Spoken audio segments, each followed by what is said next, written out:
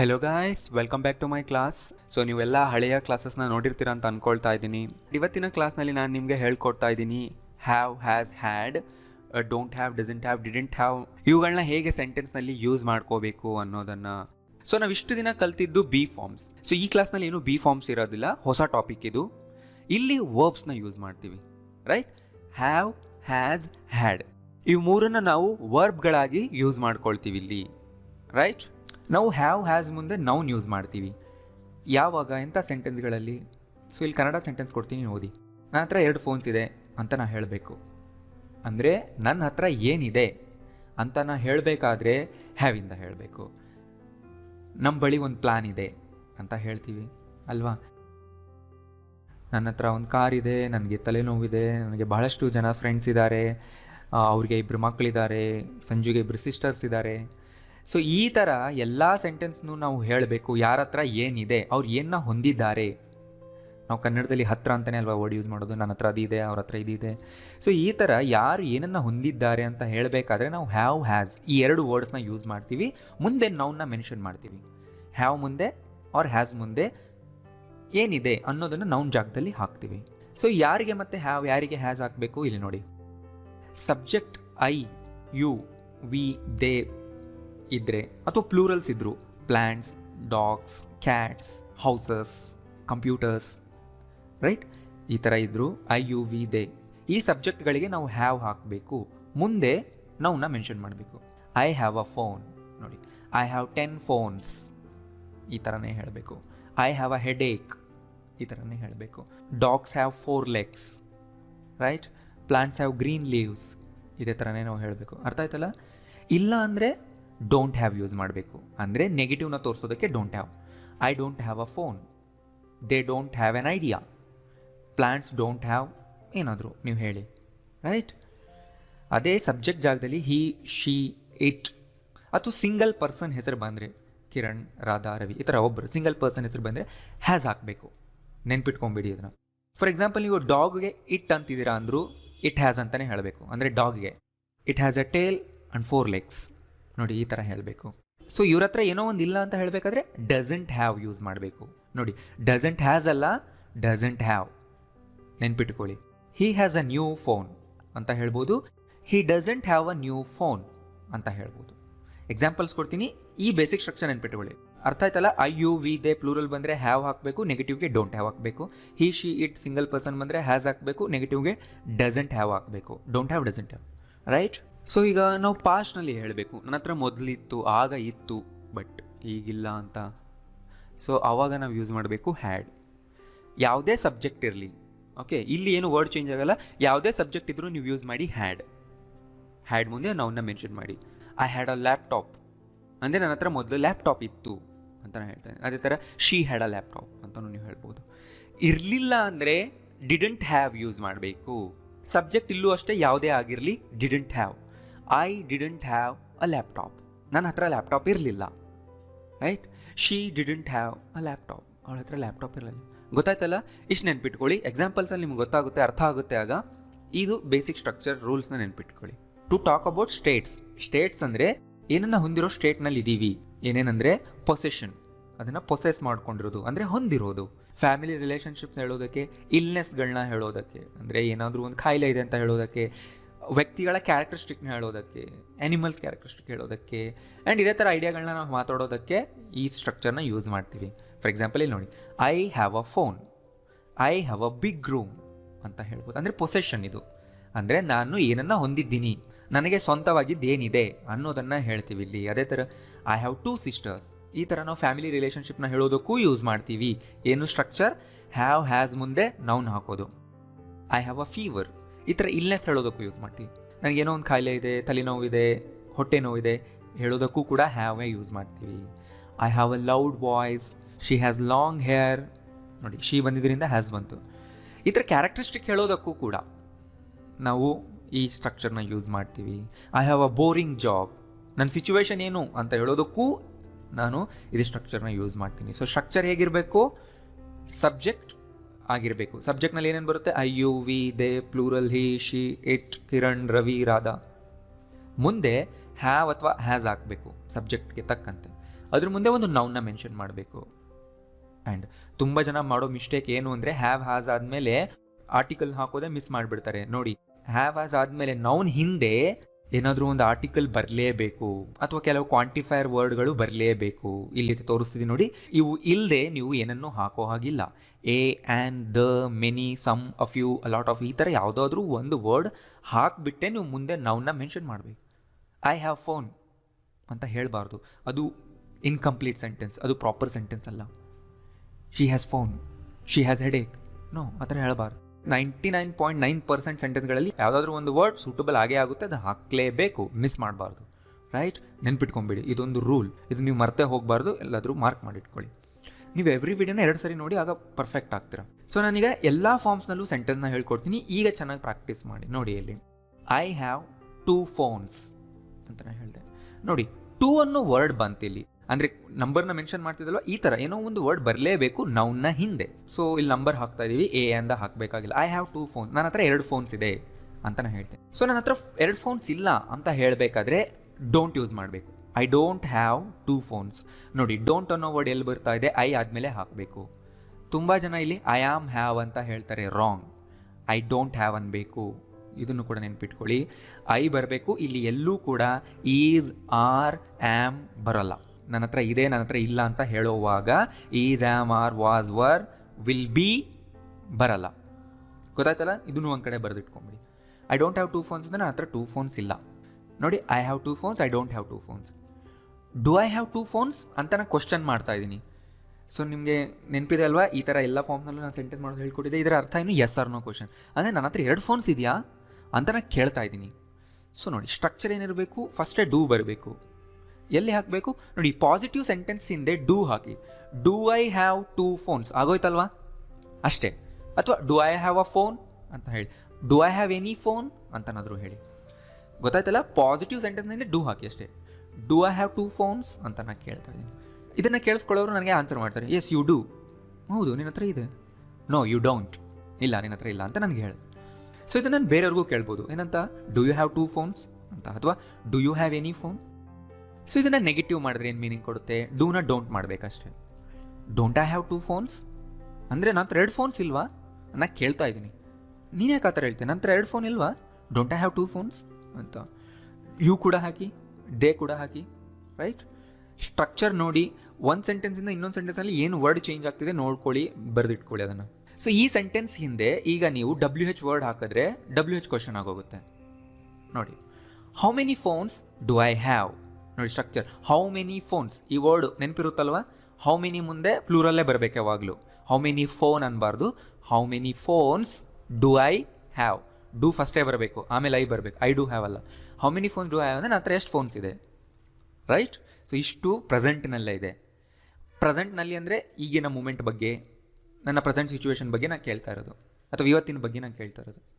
Right, ನನ್ನ ಲೈಫ್ನಲ್ಲಿ ಈಗ ಏನಿದೆ ಏನಿಲ್ಲ ಅಂತ ಹೇಳ್ತಾ ಇದ್ದೀನಿ ಅಥವಾ ಕೇಳ್ತಾ ಇದ್ದೀನಿ.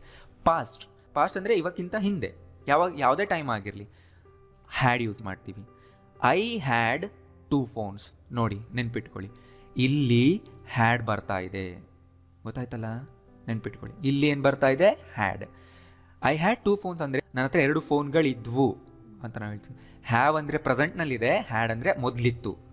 ಹೇಳ್ತೀವಲ್ಲ, ನನ್ನ ಹತ್ರ ಮೊದಲು 2 ಫೋನ್ ಇತ್ತು, ಈ ಥರ ಹೇಳಿ. ಐ ಹ್ಯಾಡ್ 2 phones ಅರ್ಲಿಯರ್ ಅಂತ ನಾವು ಹೇಳ್ಬೋದು. I had 2 phones last year. I had 2 phones when I was in 10th ಅಂತ ನೀವು ಹೇಳ್ಬೋದು. ಸೊ ನನ್ನ ಹತ್ರ 2 ಫೋನ್ ಇರಲಿಲ್ಲ ಅಂತ ಹೇಳಬೇಕು, ನೆಗೆಟಿವ್ ಮಾಡಿ ಹೇಳಬೇಕು. ಆಗ ನೋಡಿ, ಡಿಡಂಟ್ ಹ್ಯಾವ್ ಹೇಳಿ. I didn't have 2 phones.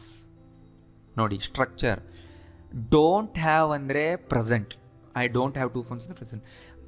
ಪಾಸ್ಟ್ನಲ್ಲಿ didn't had ಬರಲ್ಲ, ಡಿಡಂಟ್ ಹ್ಯಾವ್ ಬರುತ್ತೆ. ಇಲ್ಲಿ ಹ್ಯಾಡ್ ಹಾಕಬಾರ್ದು, ಹ್ಯಾವೇ ಹಾಕಬೇಕು. ಯಾಕೆಂದರೆ ಡಿಡ್ ಅನ್ನೋ ವರ್ಡು ಪಾಸ್ಟ್ ಟೆನ್ಸ್ನ ತೋರಿಸ್ತಿದೆ. ಮತ್ತೆ ನೀವು ಹ್ಯಾಡ್ ಅಂತ ಇನ್ನೊಂದು ಪಾಸ್ಟ್ ಟೆನ್ಸ್ ವರ್ಬ್ನ ಹಾಕಬಾರ್ದು, ಒಂದೇ ವರ್ಡ್ ಇರಬೇಕು ಪಾಸ್ಟ್ನ ತೋರಿಸೋದು ಒಂದು ಕ್ಲಾಸಲ್ಲಿ. ರೈಟ್, ಡಿಡೆಂಟ್ ಹ್ಯಾಡ್ ಅಲ್ಲ, didn't have. I didn't have 2 phones ಅಂದರೆ ನನ್ನ ಹತ್ರ 2 phones ಇರಲಿಲ್ಲ. I didn't have any phone last year, ಈ ಥರನೂ ಹೇಳ್ಬೋದು ನೀವು. ಸೊ ಈಗ ಸ್ಟ್ರಕ್ಚರ್ ಎಲ್ಲ ಸೇಮ್ ಇರುತ್ತೆ ನೋಡಿ. ಡಿಡ್ ಐ ಹ್ಯಾವ್ 2 phones, ನನ್ನ ಹತ್ರ 2 phones ಇತ್ತಾ. ಡಿಡೆಂಟ್ ಐ ಹ್ಯಾವ್ 2 phones, ನನ್ನ ಹತ್ರ 2 phone ಇರಲಿಲ್ವಾ. How many phones did I have, ನನ್ನ ಹತ್ರ ಎಷ್ಟು ಫೋನ್ಸ್ ಇದ್ವು. ನೋಡಿ, ಇತ್ತು, ಇರಲಿಲ್ಲ, ಇತ್ತ, ಇರಲಿಲ್ವಾ, ಎಷ್ಟಿದ್ವು. ಪ್ರೆಸೆಂಟ್ಗೂ ಪಾಸ್ಟ್ಗೂ ಕಂಪೇರ್ ಮಾಡಿ ನೋಡಿ ಯಾವ ವರ್ಡ್ ಚೇಂಜ್ ಆಗ್ತಿದೆ ಅಂತ. ನೀವು ನಿಧಾನಕ್ಕೆ ಪಾಸ್ ಮಾಡಿ ನೋಡ್ಕೊಳ್ಳಿ, ಗೊತ್ತಾಗುತ್ತೆ. ನೆಕ್ಸ್ಟ್ ಟೈಮ್ ವೀಡಿಯೋ ನೋಡುವಾಗ ಇದನ್ನೆಲ್ಲ ನೀವು ಬರ್ಕೊಂಡು ಪ್ರಾಕ್ಟೀಸ್ ಮಾಡಬೇಕು, ಇಲ್ಲ ಅಂದರೆ ನೀವು ಏನೂ ಕಲಿಯಲ್ಲ. ಓಕೆ, ಫ್ಯೂಚರ್ನಲ್ಲಿ ಈಗ ಹೇಳಬೇಕು ಏನಂತ, ನೆಕ್ಸ್ಟ್ ಇಯರ್ ನನ್ನ ಹತ್ರ ಹೆಡ್ಫೋನ್ಸ್ ಇರುತ್ತೆ ಅಂತ ನಾನು ಹೇಳಬೇಕೀಗ. ಅಂದರೆ ಏನರ್ಥ, ನಾನು ನೆಕ್ಸ್ಟ್ ಇಯರ್ ಹೆಡ್ಫೋನ್ಸ್ ತೊಗೊಳ್ತೀನಿ ಅಂತ, ತೊಗೊಂಡ್ರೆ ಇರುತ್ತೆ ಅಂತಲೇ ಅಲ್ವಾ ಅರ್ಥ. ಅವಾಗ ಹೇಳಿ ಐ ವಿಲ್ ಹ್ಯಾವ್. ನೋಡಿ, ಹ್ಯಾವ್ ಹಿಂದೆ ಒಂದೇ ವರ್ಡ್ ಸೇರಿಸಿ ಇಲ್ಲಿ ವಿಲ್ ಬಿ ಬರಲ್ಲ. ವಿಲ್ ಬಿ ಯಾವಾಗ ಹೇಳ್ತೀವಿ, ನಾನೆಲ್ಲೋ ಒಂದು ಕಡೆ ಇರ್ತೀನಿ ಅಂದರೆ ವರ್ಡ್ ಯೂಸ್ ಮಾಡಬೇಕು. I am, I was, I will be. ಇದ್ದೀನಿ, ಇದ್ದೇ, ಇರ್ತೀನಿ. ಬಟ್ ಇಲ್ಲಿ ನಾನು ಆ ಸೆಂಟೆನ್ಸ್ಗಳ ಬಗ್ಗೆ ಮಾತಾಡ್ತಿಲ್ಲ, ನನ್ನ ಹತ್ರ ಏನಿದೆ, ನನ್ನ ಹತ್ರ ಏನಿರುತ್ತೆ ಮುಂದಕ್ಕೆ ಅಂತ ಅನ್ನೋದನ್ನು ಮಾತಾಡ್ತಿದ್ದೆ. ಅದರಿಂದ ಐ ವಿಲ್ ಹ್ಯಾವ್, ವಿಲ್ ಒಂದು ವರ್ಡ್ ಎಕ್ಸ್ಟ್ರಾ ಸೇರಿಸಿ ಅಷ್ಟೇ. ಐ ವಿಲ್ ಹ್ಯಾವ್ 2 ಫೋನ್ಸ್, ನನ್ನ ಹತ್ರ ಹೆಡ್ಫೋನ್ಸ್ ಇರುತ್ತೆ. ಸೊ ಈಗ ನೆಗೆಟಿವ್ ಮಾಡಿ ನನ್ನ ಹತ್ರ ಹೆಡ್ಫೋನ್ಸ್ ಇರಲ್ಲ. ವಿಲ್ಗೆ ನಾಟ್ ಸೇರಿಸಿ ಅಷ್ಟೇ, ವೋಂಟ್ ಆಗುತ್ತೆ ಅಲ್ವಾ. ಶಾರ್ಟ್ ಫಾರ್ಮ್ ಏನಾಗುತ್ತೆ, ವೋಂಟ್. ಐ ವೋಂಟ್ ಹ್ಯಾವ್ ಅನ್ಬೋದು, ಅಥವಾ ಐ ವಿಲ್ ನಾಟ್ ಹ್ಯಾವ್ ಅಂತಲೂ ಅನ್ಬೋದು. ಐ ವೋಂಟ್ ಹ್ಯಾವ್ 2 ಫೋನ್ಸ್, ನನ್ನ ಹತ್ರ ಹೆಡ್ಫೋನ್ಸ್ ಇರಲ್ಲ ಅಂದರೆ ನಾನು ತೊಗೊಳ್ಳಲ್ಲ, ನಂತರ ಇರಲ್ಲ. ಫ್ಯೂಚರ್ನ ಯಾವುದೇ ಟೈಮ್ ಆಗಿರಲಿ, ನಾಳೆ ಆಗಿರಲಿ, ನೆಕ್ಸ್ಟ್ ವೀಕ್ ಆಗಲಿ, next month, next year, after 10 years. ಅದೇ ಥರ ಪಾಸ್ಟ್ ಟೆನ್ಸ್ನಲ್ಲೂ ಅಷ್ಟೇ, ನಿನ್ನೆ, last week, last year, 10 years ago, childhood, ಯಾವ ಟೈಮಲ್ಲಿ ಬೇಕಾದರೂ ಈ ಸೆಂಟೆನ್ಸ್ಗಳನ್ನ ಯೂಸ್ ಮಾಡಿ ನೀವು, ರೈಟ್. ಅದೇ ಥರ ನೆಕ್ಸ್ಟ್ ಮಾಡಿ, ವಿಲ್ ಐ ಹ್ಯಾವ್ 2 ಫೋನ್ಸ್. ನೋಡಿ, ಆ ವಿಲ್ ಅನ್ನೋ ವರ್ಡ್ ಮೂವ್ ಆಗ್ತಾ ಇರೋದು ನೋಡಿ.